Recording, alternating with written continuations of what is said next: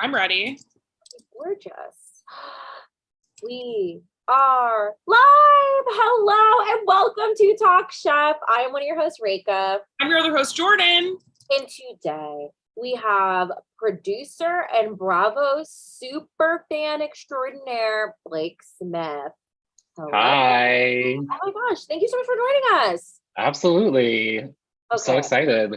We're so excited to have a Bravo super fan on because Top Chef is a Bravo show, which some people might forget because recent seasons have gotten more food forward and are not really like centered around drama and personalities as much. But ultimately, she's still part of the Bravo family. So I'm glad we have a Bravo representative here. Yeah. And can you tell Bravo to like pick us up as like a podcast or something? Like, yeah, I'll text Andy. I have his number somewhere. Okay. I'll text him. Yeah. Yeah, I've heard he's notoriously really easy to work with. So that should be just kind of nothing, just getting him on the horn. Yeah, get him on the horn. Tell him it's Ray and JJ and Blay Blay. As we are commonly known. Also, I know we're gonna get a frenzy in the chat about it, but yes, my hair is wet and I have root clips in, and yes, Jordan is wearing a headband. I literally just dropped in the chat. I said, everyone, please be nice. Be nice that I have wet hair and root clips in. And be nice that my bangs are hidden in a headband. I feel very vulnerable right now. This is my like pre-bedtime look, but I came home from work and I was so hot that I simply had to put my hair up. It's like 100 degrees in the valley. It's disgusting. And my hair is simply, she was begging to be washed. So she had to be washed. And this is, if you want, for any curly kids in the chat, you know, this is kind of part of my curl routine. So I'm dropping the curl routine right now. I said this earlier, but doesn't Rachel look like when Kim Kardashian did that wet look at the Met Gala? Isn't that what it looks like, kind of? You know, because your hair is wet, but it looks styled. Like it has like nice shape to it. That is so there's something I don't really talk about a lot, which is that Kim K is sort of my style icon. Yeah. I'm looking at the picture. This actually, you can't tell, the rest of my dress does look like this. You can't really tell that right now. Yeah. But the rest of my dress looks like this. Her dress is covered in Swarovski crystals. You can't tell right now, but my Old Navy sleep dress is covered with Swarovski crystals. I'm going to send TMZ. I'm going to tip off TMZ. Yeah. Like, hey, Kim K is going to be here. Kim stole Marilyn's dress. I stole Kim's dress. I love that. I read the news. Okay, gorgeous. So, Blake, thanks so much for hopping on Talk Chef. Before we dive into this episode, a couple orders of business. First order of business, as you know, Talk Chef is a charity-based live stream. We donate to a food-based charity every season. So we just sent in our last freaking prize to Sabrina. Thank you so much for your patience, Sabrina. I hope you enjoy the fan from Dimension 20's The Seven. Yeah. So that tally is going to come to you so beautifully soon. Yeah, really excited. I'll be handling the money for that this week to send the donation in, and can't wait. Yes, we're so excited. So thank you again for your generous donation to the San Antonio Food Bank. Second order of business, Blake, I thought we were going to freaking surprise you, but you were a good student and you watched some episodes of Talk Chef beforehand. That's so sweet. I did.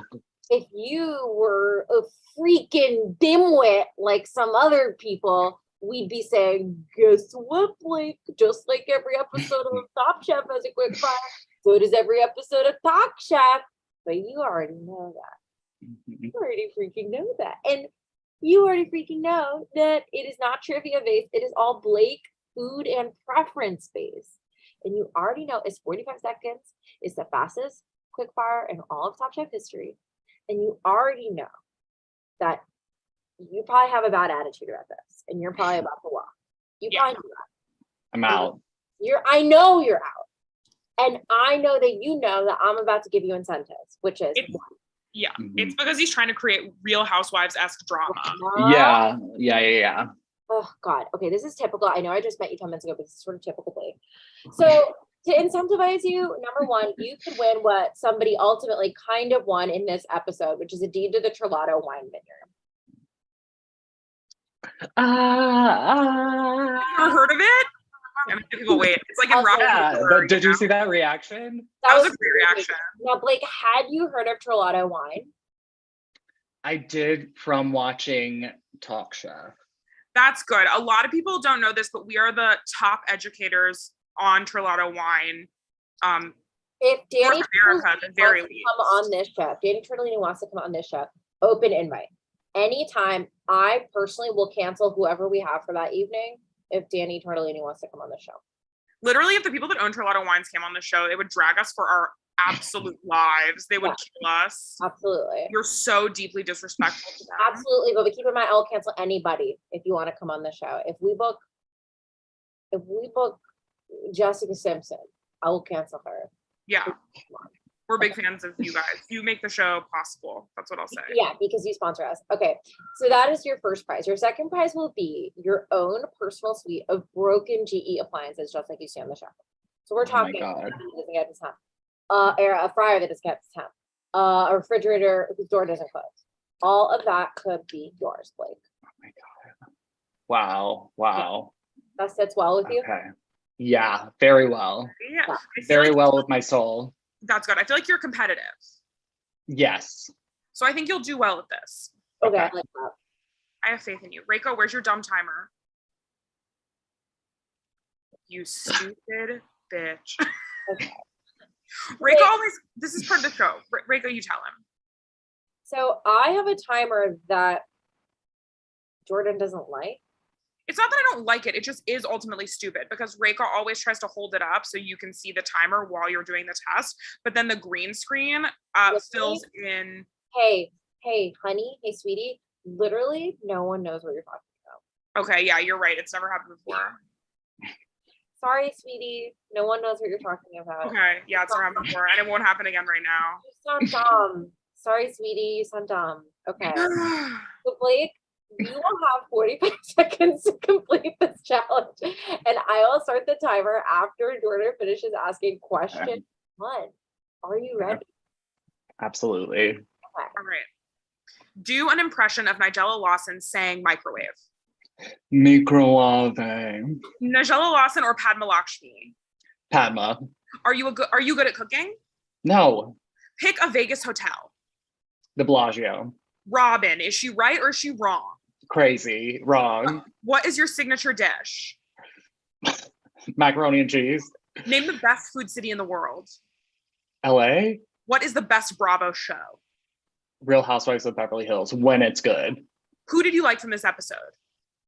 The guy that's from the South. How great are Jordan and Reika? Incredible. Wow. You did amazing. Thank you. This is incredible. 36 seconds and 57 baby seconds. And this is the first time ever that Reika's phone hasn't done the thing. Shut up. Screen, Nobody, you sound crazy. I know, Reika is gaslighting me right now. Reika's gaslighting me. Literally nobody was talking about baby. Oh my God. Okay, incredible work. Like, all that garbage is gonna be shipped to your house immediately. Oh, thank God. I have so much space. Incredible. So let's dive into this episode. So first off, we're still in Vegas. I don't like this season. So here is they go to the Mirage, I believe. I just stayed. No, it's the Venetian. Oh, you're right. Okay, I didn't say that, but I did just stay at the Mirage. That was a trick. So they're staying at the Venetian. Blake, you passed. That was a trick. So they're staying at the Venetian, and they're like, good, goo, goo, gaga. What's the quick fire? And they're all kind of bumbling around the kitchen. And then, hello, room service call from Padma Lakshmi herself, sitting in bed in a white robe, across from another bed where Nigella Lawson is sitting. And if you don't know who she is, she's like a famous chef in England. She has really good like baked goods and stuff. And boobs also. Sure. And brush it off like that, Reika. She has an incredible set of knockers. Yeah, I listen. Yeah, okay. So No, that's you to acknowledge that she displays them very prominently. Okay, listen, part of the so she used to have her own cooking show. She had a bunch of cookbooks, and her whole thing is that she's like extremely sensual. It's kind of like her cooking show, but like ASMR before ASMR was like a thing that people did on the internet. Do you know what I'm talking about? Is I'm reading comments, sorry, because I wanted to show what people thought about my hair. So she is part of ASMR culture online. No, she's not, Reka. She's not part of ASMR culture online. Just her cooking show was like extremely relaxing. Her voice is very soothing, and she would always be kind of sexy. And she like sometimes she'd be like, "Today I'm waking up in the middle of the night and going down to my fridge and making myself a little midnight snack." And she'd like go into her fridge and like just get like a chicken leg and like eat it in front of her fridge, but like in kind of like a weird, almost like pornographic kind of way. Okay. And she's like always been really sexy. And even on this episode, she says something about like something quivering like a lover's bosom or something, right? Okay. We will publicly acknowledge she's hot. Thank you. That's it. So 2 hot ladies want breakfast in bed, and they're sitting across from each other, super tucked in, I would say, very tucked into the beds. Yeah, a real hotel tuck, as they say.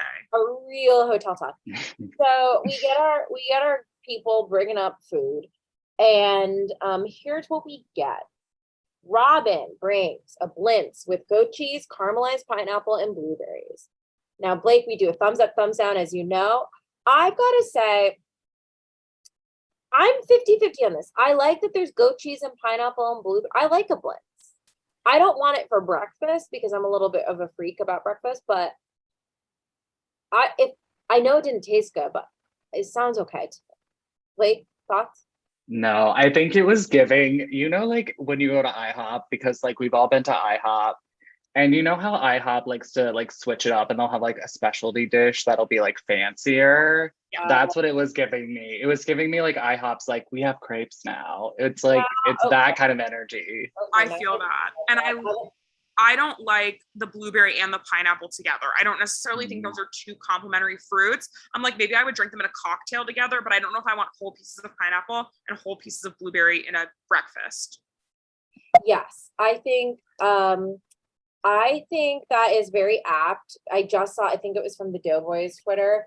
They posted a picture of like the new like lemon Meyer lemon curd pancakes at IHOP, and it looks it looks nasty. So I hear you on that. Okay, then we get Eli, who made a fried egg Reuben Benedict with Thousand Island hollandaise sauce. This sounds delicious. I will say Eli said something that I'm only bringing up because I find him rude, and maybe he has grown as a person since this season. I hope so. But he says he doesn't usually eat breakfast because he's not awake by then. And that confused me because I know he lives with his parents, and that is okay. But I also know he works in restaurants. And I just thought he just had not awake by breakfast. What do you mean? Breakfast is just the first meal you eat. Yeah. What do you mean? So that's all. That's all I wanted to say. I agree. Thank you. Blake, do you care? You don't have to. Yeah, I think that he should be up. Like breakfast is so good in the morning, even though Nigella is very much a proponent of breakfast all day, which we all love. But I love, and Michael Voltaggio said, sure, too. The way she said it was so campy too. She said it like it was so revelatory. She was like, breakfast is something you can eat all day long. You're like, yeah. To me, as someone who used to do post-production stuff, it read as like they cut something out and realized they needed like 8 extra seconds in the episode to stretch Michael's part, and then they're just like, here's some stupid thing, Nigella, some stupid response from Michael to just fill the time. Speaking of which, Michael Voltaggio made huevos cubana with banana puree, rice, bacon, and arugula salad. I think this sounds good. That sounds good. I'm very curious about like, I don't know if I need the arugula salad, but I'm curious. Okay, Kevin made steak and eggs with creme fraiche, aged cheddar, and green onion. This sounds okay. Again. Steak and eggs with creme fraiche, aged cheddar, and green onion. Sounds good. It's pretty standard. Yeah, I'm giving it a thumbs down because I think it's boring. I'm like, okay, give me something that I haven't seen before. What, you think you're inventive from fresh? No way. Chicks Baby, Deja. Oh, boring. Yeah, you're right. I remember in season 3, I think Padma specifically does not like steak and eggs. So this is a gamble. I'm just saying. Okay. Then Jen Carroll makes shit on a shingle, creamed chipped beef with toast, potatoes, and tomatoes. Now, listen, I'm here to say I'm sure it tastes good. This plate is sickening to me. I'm going to, so I think it was Amy or Elaine. It was Elaine that said that they wanted to see my pictures. So I just don't want to, okay. See, this is what I was talking about earlier. No, not a soul knows what you're talking about. Okay. But you saw it briefly, right? It kind of looks like someone fucking came on like strips of beef. I'm sorry. It like looks really nasty to me. I think Blake's with me on this, even if no one else. Yeah. The beef also looks like wood chips. It's like, I'm going to put wood chips on toast with some cum on it and then call it a meal. And it's like, that's not Okay, that's not it. Pop it in the chat if you would eat wood chips with cum on it for breakfast. Whatever. You guys think you're so much better than me, but I think it's good. Sorry, it's good. I'm sure it tastes good, but it looks like shit. Okay, on a shingle. Okay, then Brian made a 4-minute egg with vanilla burr fondue, crab, asparagus spears, and corn polenta. My guy. No. Listen, I've never had the, like, I know like vanilla and lobster is supposed to be a thing. This is where I'm gonna have to be unreasonable. I don't know that I've ever had vanilla in something that wasn't a dessert that I have liked. Yes, I'm staunchly against vanilla being in savory food as like the prominent flavor. Someone could sell me on like, maybe you could make like a curry or a mole or something where vanilla was one of the notes. Okay, maybe, but vanilla being the prominent flavor in a savory dish, it's a no for me. On top of, and like, listen, like vanilla and egg to me, I'm like, you're gonna make a custard. On top of a savory fucking egg, I'm like, with asparagus. Gross. I remember once I used to work at the post-production center in college, and they had like tea options. They had chai, and I'm a chai freak because I'm predictable.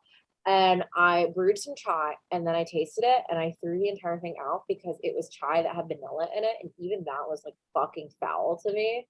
What are you doing? Get out of here! You don't go here. She doesn't even go here. Yeah, I agree. Like the movie. Okay. So then, that is what we got for breakfast in bed.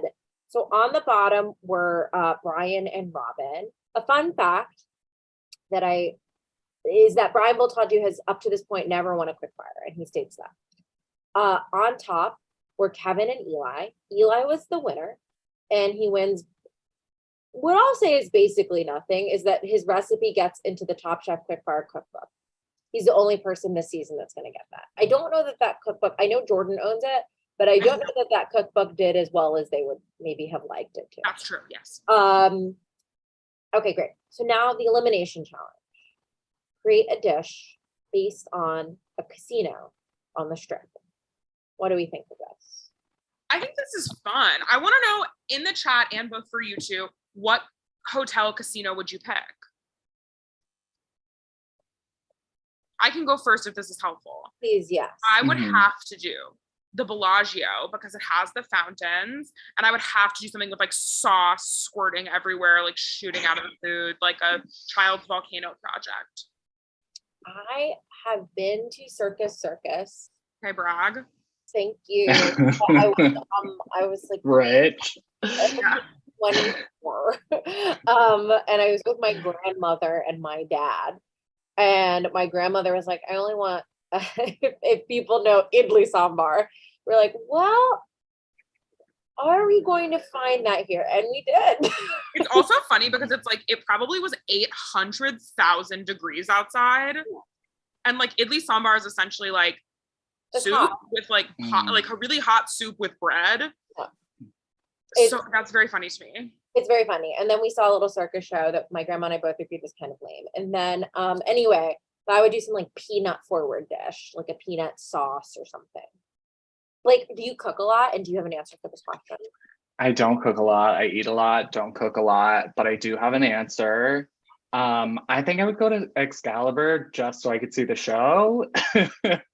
Yeah, that does seem hot. I love like a medieval time I had a blast at medieval times. I've never been. Same. I would love to. You would love It's chaos. It is camp, chaos, psycho, amazing, Yes. horrible, Yes. incredible. It's gorgeous. Okay, beautiful. Mhm. Yeah, I think this is an interesting challenge. I think yeah, I think it's cool. They do have to cater for 175 people, which is quite a lot, but that's the game. And here's what they make. So Jen Carroll got Excalibur, and she saw that whole like kind of medieval show. She made a New York strip with red wine reduction, beets, truffles, and herbs, and it has a toothpick in it to be like the sword and the stone. Okay, it's fine. Yeah, it's pretty basic. Yeah, boring. And like boring in what it is, but also boring in concept. It Mhm. really is like bad wedding food. Hmm. Oh, I mean, I think the beets and the truffles like could make it good, but then they were saying it's so like tough. yeah, when they But I was tried like, oh, now, like I'm with you there because I've never had steak, but when Nigella couldn't put her teeth through it, that to me seems incorrect. Okay, Kevin got the Mirage. He made wild Alaskan sockeye with salmon. Wild Alaskan sockeye salmon with Napa cabbage and cucumber. Boring. It's boring. It's like it's probably good. It's just boring. All of these are boring. All of this is the stuff that would be. It's all hotel food, and I know they're basing it on hotels. But come on, Michael Voltaggio. He got New York as his hotel. Boneless chicken wing confit with curry and a blue cheese disc. This sounded incredible to me. Sign me up. Okay, wait, Blake. I don't think it fulfills the assignment. I don't equate like chicken wings with New York. You Yeah. know, like I've lived in New York and I never was like, oh, everyone has to come and get the chicken wings in New York City. So that's where it failed for me. I'm sure it was fine, but like as far as like being part of the challenge, I didn't buy it. I hear you. That is interesting. Maybe like a take on pizza. Yeah, like a calzone moment or like yeah. That's interesting. Yeah, that's simply interesting. I want to eat the blue cheese disc. I do want to eat that, like a little cookie. Robin made for the Bellagio a panna cotta. It is just it is listed as panna cotta in the lower third, and it is based on flowers. So I believe there are floral elements to it. She looked at the Chihuly sculptures on the ceiling and kind of based it on that, which I think is a really cool inspiration. I gotta give a personal big thumbs down to a panna cotta, only because I think they taste bad. I think the texture and the taste is bad. That's the only reason. What about you guys? I think that Chihuly should be the easiest one. You Yes, have like 100. every color, you have like so much visual inspiration that I think the others do not. You can really do anything with it. Yeah. And you can kind of justify it in any way versus like New York, or Excalibur. I do think it's harder and you have to justify more specifically. Yeah. That being said, I'm just like, step up your game, you know? Yeah. Blake, do you have thoughts on this or on panna cotta as a concept?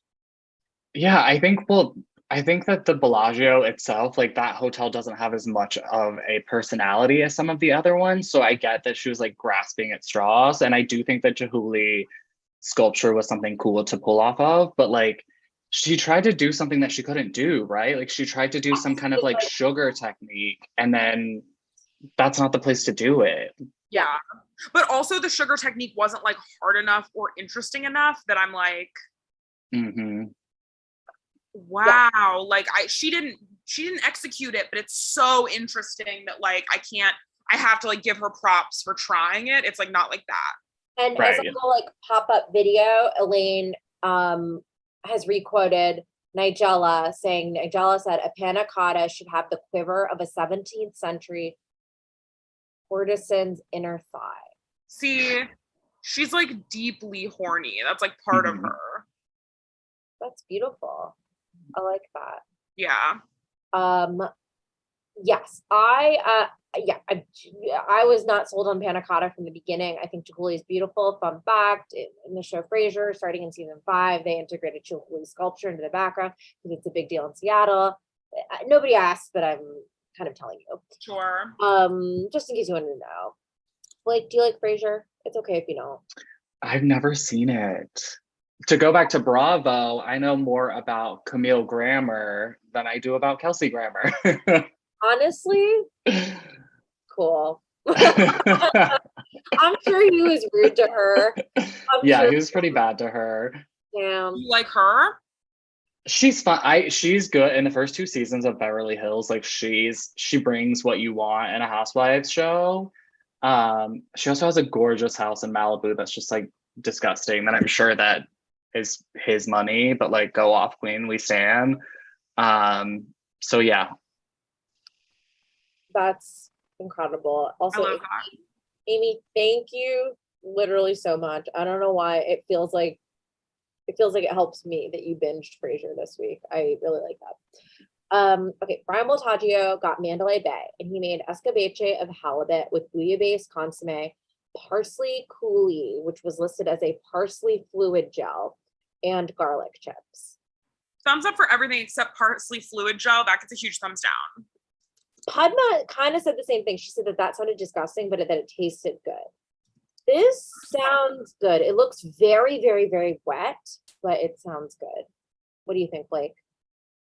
I think it sounds good. It kind of sounds to me sometimes, they'll go in with too many flavors. And I think that could be it. If they pared it down a little bit, it would be a little bit better. But I think overall it looked pretty good. Absolutely. Okay, sorry. Amy and I are just kind of chatting privately about Frasier. They said they cried in a few episodes. Absolutely, it's a cry-worthy show. First episode alone is just like gonna get you. There's so many episodes like that where maybe the C plot doesn't even have any comedy in it. It's incredible. Okay, so Eli got Circus. He made a caramel apple peanut soup with popcorn and a raspberry froth.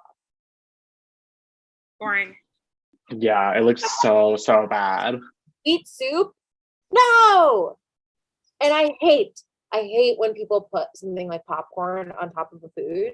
It reminds me, because I'm a dessert freak, of when people put cereal on top of something. Like, please don't put something crunchy on top of something that is then going to get stale and absolutely and soggy. That sounds fucking gross to me. I'm sorry. Didn't he shave the popcorn or something too? He did some kind of weird thing to make it not popcorn too, which I was like, that's disgusting and disrespectful to popcorn. So gross. And someone in season 12 actually makes a popcorn soup, I think. Again, I'm like, and this is me being a bitch. I don't like popcorn. I only like kettle corn or a popcorn that has something interesting going on. I went to the movies with friend of the show, Lily Dew, the other day, and she got a bigger than expected thing of popcorn. And I was like, I literally can't help you because I don't enjoy eating it. I really do not like eating it. So I am biased. I don't want this dish. Eli also irritates me. So that's what we got this episode. Those are the dishes. We go to judges table. Okay. On the bottom, we got Robin, Eli, and Jack. On the top, we got Michael, Brian, and Kevin. Our winner, Michael Voltaggio. He wins a big, I'll consider one glass serving bottle of Trolato wine. It was this big. For people that think we're making jokes about the size of Trolato wine bottles. It was one glass. And he wins a 3-night trip to Napa Valley to the Trolato wine vineyard, from where he never returned. So he is the winner of this challenge. And eliminated is Robin. Bummer. It's been a wild ride with Robin. Absolutely. Yeah. What do we think? Do we like the episode? Do we like the challenges? What do we want? What do we want? I liked the hotel theme challenge. I think a lot of people executed it poorly. But that being said, I did enjoy it. I think it's a good challenge. And honestly, it made me kind of upset with this most recent season because I was like, yeah, why don't we have more creative challenges? Yeah. Blake, how do you feel?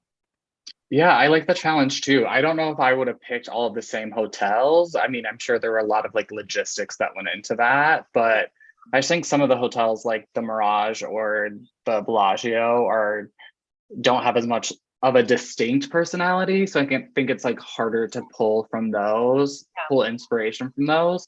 Yeah. But overall, I thought the challenge was interesting. Yeah. Oh yeah. That's beautiful.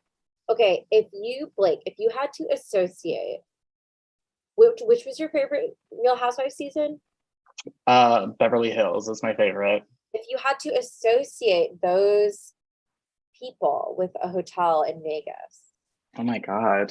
Is this a good question or is it a bachelor question? I think it's a good question. It's a lot of thinking, but let's go with it. Let's go with it. You came on this show not to think? We're smart. Okay. So we're gonna go with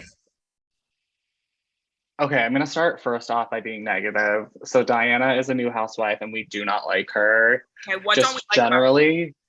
She's just like fake and she's like, she's just like not good on camera. She's not a good housewife. She adds bad drama, like not even interesting drama. So she's gonna get Circus because Circus is Circus. Yeah, it's a huge own to get Circus. Wow, it does feel like that. Who else? I'm gonna go old school. I'm just gonna pick and choose a few of my favorites from. So Lisa Vanderpump is gonna be Caesar's Palace because she has a restaurant there. So that's just her. Dorit Kemsley, who is, if you know anything about her, she's like from Connecticut, but she has this accent that just does not make sense. It's like a faux British, like European accent. She always talks in it. Atlantic accent. Like when I first saw Downton Abbey, I could not understand. There was like one lady, please don't correct me if I'm wrong. It was like one lady with like a mid-Atlantic accent. It sort of sounds like this, where it's weird things that sound like British, but then some things that sound like it's an American accent or whatever. Sure. Don't ever correct me in the chat. Never correct me. Well, Dorit is more just like European. She's like trying to give you like she's European, and like so people will be like, "What is my accent?" Also, like to bring it back to food, Dorit designed a room in the Buca di Beppo in Encino, which is iconic behavior. Like I did not a whole know that storyline. Kind of tremendous own to design a room in the Buca di Beppo. How did it was incredible. Come to be? So apparently she's friends with Mr. De Beppo or whoever the fuck owns Buca di Beppo. So like this was a whole storyline where she was like, we're designing it and it's the Capri room. So it's like based off of Capri, Italy, but it's really gaudy. I haven't been there yet, and I'm disappointed in myself that I haven't gone. But yeah, so I'm gonna if I were to give her a hotel, I would give her the Paris Hotel because she's very much fake Eiffel Tower vibes. Wow. I had to look up if Mr. De Beppo is a real person. So Buca di Beppo, I guess, means Joe's small place. Which are like, because Buca means like hole or pit, and Beppo is a diminutive of the name Giuseppe. Okay. But it was started by a man named Phil Roberts. So maybe that's her friend. Yeah, he's not Italian, but he wanted his restaurant's stereotypical depiction of Italian American culture to be intentionally in bad taste. Oh, that's a room she designed. I don't think she knows that. Yeah. I don't think he told her that. Honestly, if you could, okay, if either one of you could design a restaurant in a mid-size Italian chain, we're talking Bertucci's, we're talking Olive Garden, we're talking, I'm gonna throw Cheesecake Factory in there just because she is that girl sometimes. But I'll say, Olive like, Garden, Rizzoli. which one would it be? Okay. And you have full reign, like you can give details too. Rika, do you know? No, go I'll ahead. give you space if you know. Macaroni Grill, Carrabba's, like everyone in the chat, what is your favorite? Yeah. We as a society need to talk about Yeah, this this. is a really good question. The moment you said Cheesecake Factory, I'm like, I don't even know what I would do to touch the design. I'm like, why is it so dark in there? It's already perfect. Yeah. It's literally Sauron from Middle Earth. It's incredible. So dark. It's so dark and it's so big. My food in particular is so bad. Okay. I fucking love Bertucci's. Okay. What would I do to I've never been to a Bertucci's. It's incredible. Okay, maybe I do a bunch of fresco paintings on the side, and they're all pizzas. And then the table, because their rolls are really good. Maybe it's like a built-in divot in the table for the rolls. Because I think I came for like partially the rolls. So Sure. like you don't even bring a bread basket here. There should just be a space in the table for rolls. Okay, I love that. And yeah, gorgeous, like sort of weird cherubic babies on the ceiling, fresco paintings everywhere. Yeah, everyone is speaking a big Italian accent. And the music.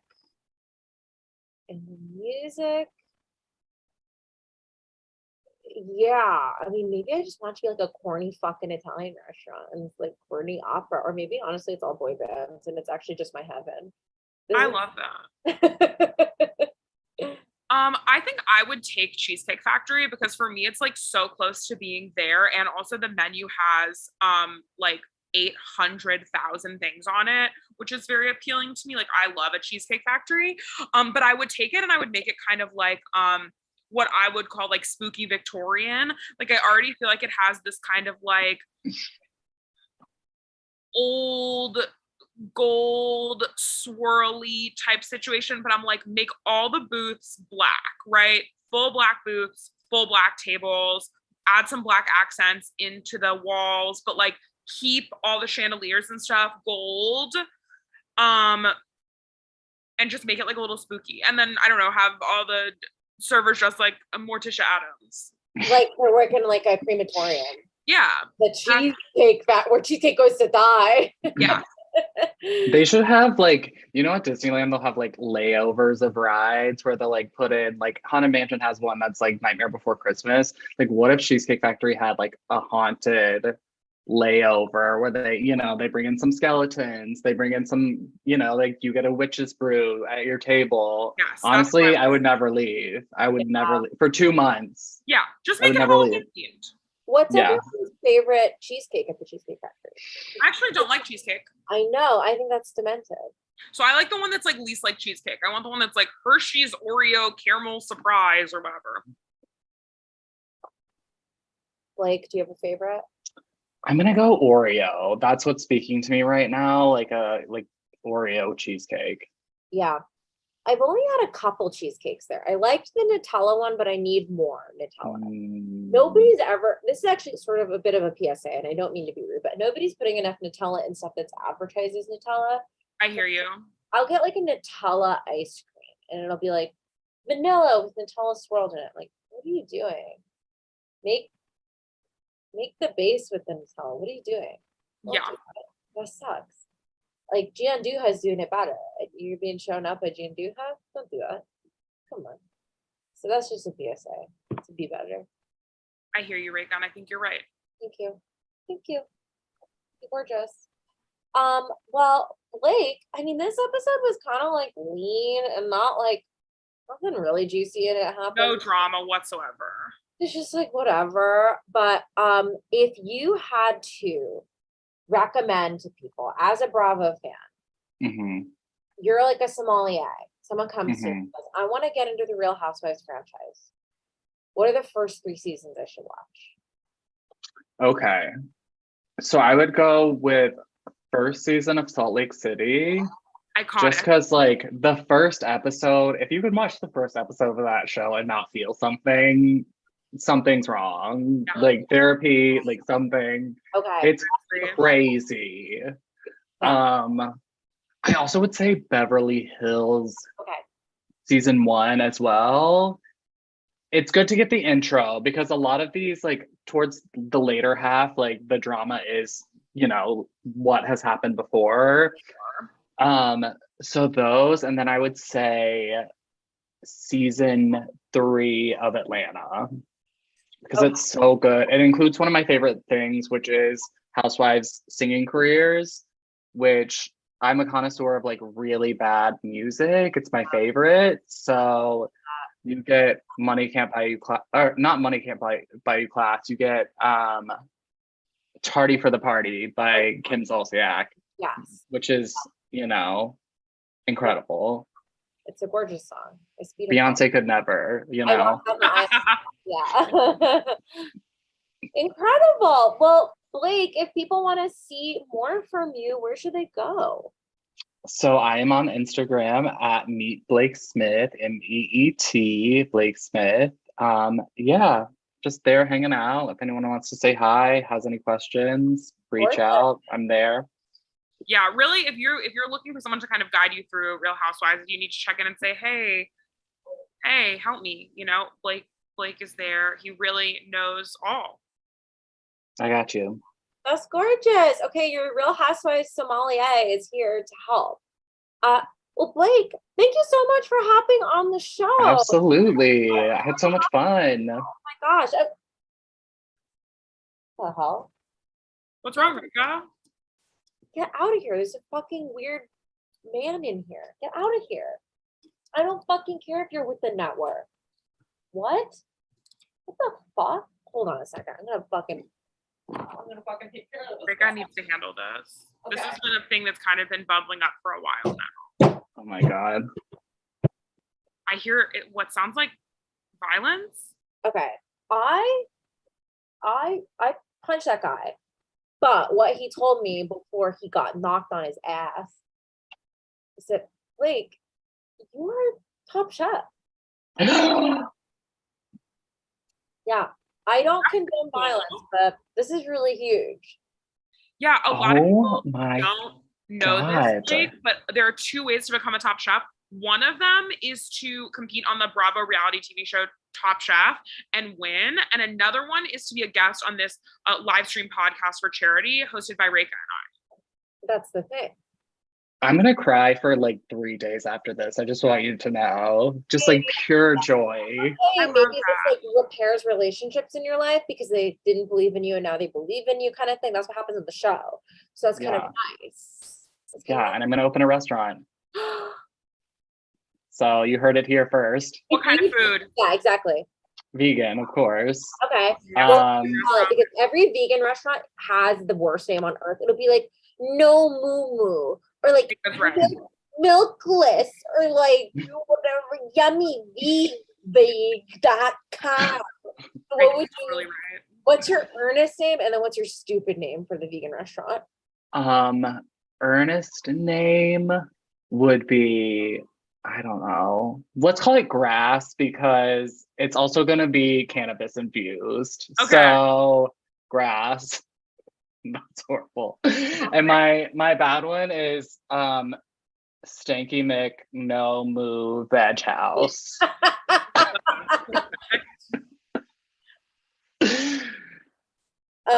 Opening soon in Silver Lake. Well, we'll stay tuned. We'll stay tuned for that for sure. Okay. That made me think, is there already a place called Veg Lords, like Edge Lords? Maybe. Yeah, Rika, I think there is, and I've never put together that that's why it's called that. I think I also didn't put it together. I thought it was just like, we're like lords of the vegetables. I thought it was kind of like a Lord of the Rings thing. I really fucking hate that. Also, guys, I'm sorry if me hitting the producer was too much of a bit. I was actually just hitting my door. The producer and I are great friends, and Yeah, but now Reka has to go to the hospital because her hand is bleeding. And I hear there's lore that I'm dating that person. Yeah, I'm dating him. Yeah, probably. Whole thing. You should. I'm frustrated about it, but Exactly. I'll throw a drink in Reka's face later. Yeah, exactly. Thank you. Well, Blake, this is such a blast. Thank you so much for being on the show. And Thank you. Tune in next week for another little episode. Bye, everybody.